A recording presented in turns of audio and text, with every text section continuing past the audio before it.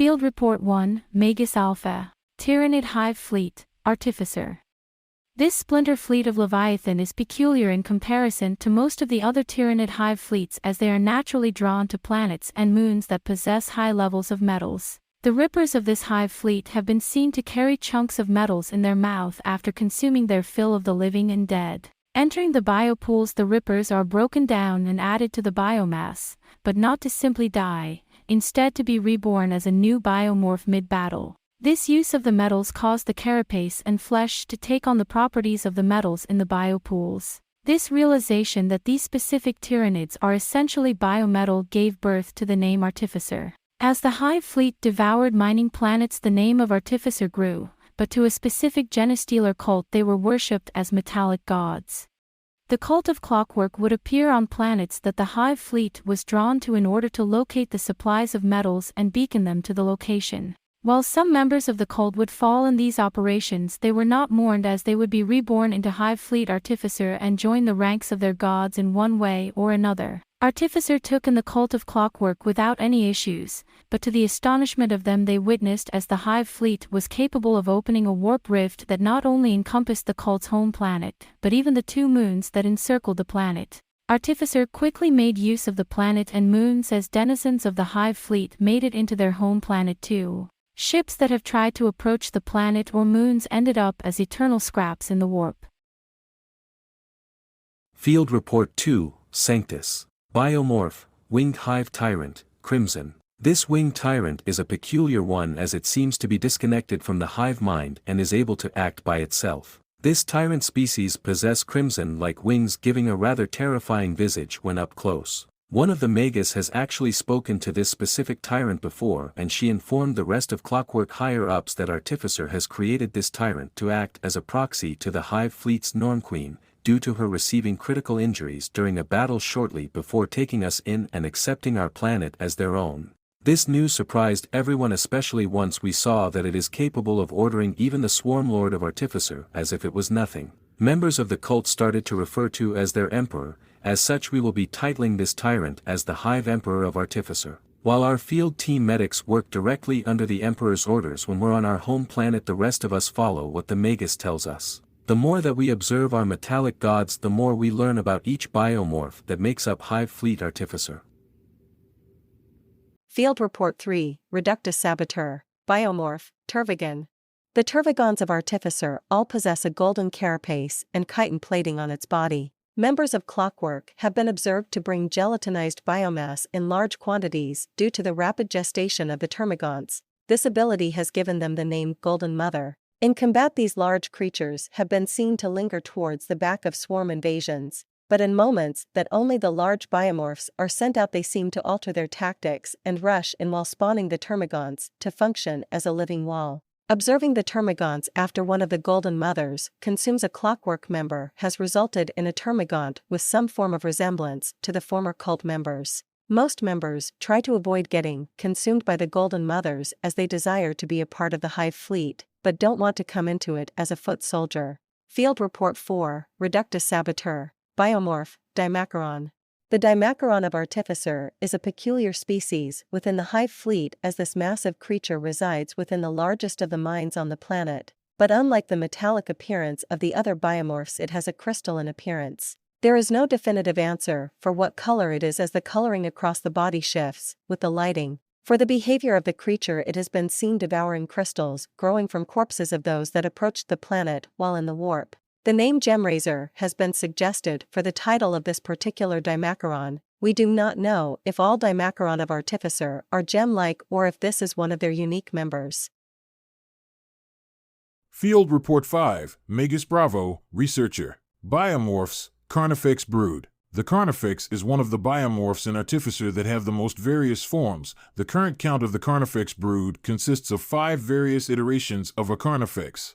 In numerous battles, 2 iterations have been seen having heavy venom cannons and a set of scything talons, opening fire on the enemy infantry to clear the way for the other biomorphs of Artificer to rampage through the enemies on the battlefield. The other three have been noted for being heavily designed for close combat, as two of them possess two sets of scything talons, allowing them to clear through more armored foot troops, while the third Carnifex is given the primary focus on heavily armored vehicles and battle suits. Charging through the battlefield with its crushing claws, this last Carnifex has been seen to be the most aggressive of them due to the adrenal gland on this one causing it to go into a blind rage at times. Tearing through even the sturdiest of dreadnoughts, this specific form seems to be a favorite to the hive mind of Artificer, but even in death, this Carnifex has provided the most biomass and metal for the hive fleet with how many enemies it has felled in battle. The most notable battle in which this specific Carnifex was used was when Artificer had to fight off an invasion of Death Guard being led by the Daemon Prince Begail the Humming Nightmare. The battlefield was covered in the corpses and severed limbs of citizens, Death Guard, and Tyranids alike as the Daemon Prince marched through the battlefield, as several units of the Death Guard were tied up with other biomorphs. Tearing through the smallpox walkers, it charged headlong at Begail with pure hunger and bloodlust as both the Carnifex and Daemon Prince struck each other with nothing held back. Ripping into each other, the two hulks turned the area around them into a bloodbath as their battle lasted mere minutes. Slicing the wings off with the crushing claws, it was made impossible for Begail to make a quick getaway. Digging its claws into the Carnifex, the Daemon Prince was capable of ripping off a large piece of the carapace before having its arm snipped off at the elbow. Roaring in unison, both hulking beings slammed into each other before the fight ended with more of the carapace to Carnifex was tore off while a crushing claw ripped through the chest of Begail in two. But this wouldn't be the end of the Daemon Prince, only a temporary setback as the severely wounded Carnifex was at the brink of death.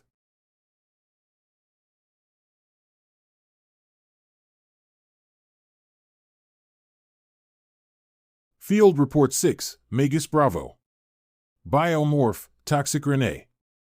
The Toxic Renee of Artificer is one of the biomorphs that's difficult to fully research due to the natural toxins produced by it. Observations show that the spikes at the end of the tentacles are coated in a form of mercury that it secretes from the bone-like formations just below the spikes. The silver skin has a few clockwork members speculating that mercury was incorporated into the biopools when Artificer created this biomorph. The Toxic Renee has been seen spewing clouds of metallic spore clouds in remote areas of the planet, causing the environment around it to slowly be terraformed to fit its needs. These spore clouds have been deemed too dangerous for prolonged examination of the area it roams. The last clockwork member that examining the spores began to cough up blood as his airway started to close, and he was forced to drown in his own blood. The spore clouds are a predatory swarm of tiny organisms that rapidly grow from the moisture of their prey or the environment around them. Thus far, the area that the Toxic Renee is isolated to has been deemed off limits to all clockwork members until a suit can be developed to allow us to successfully enter the area for a prolonged amount of time. Field Report 7, Magus Bravo. Biomorph, Broodlords, Genestealers, Patriarch.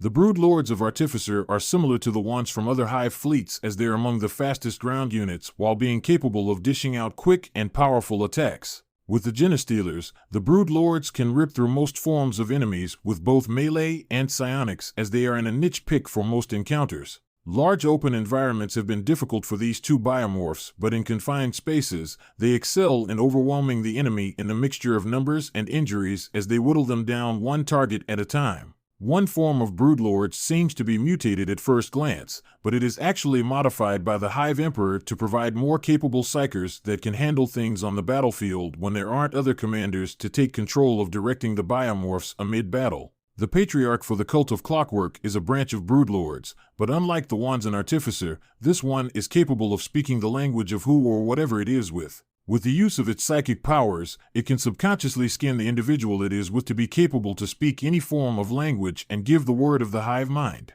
To the cult, the Patriarch is their connection to Artificer, and they will obey every word as if it's the word of their Hive Emperor itself.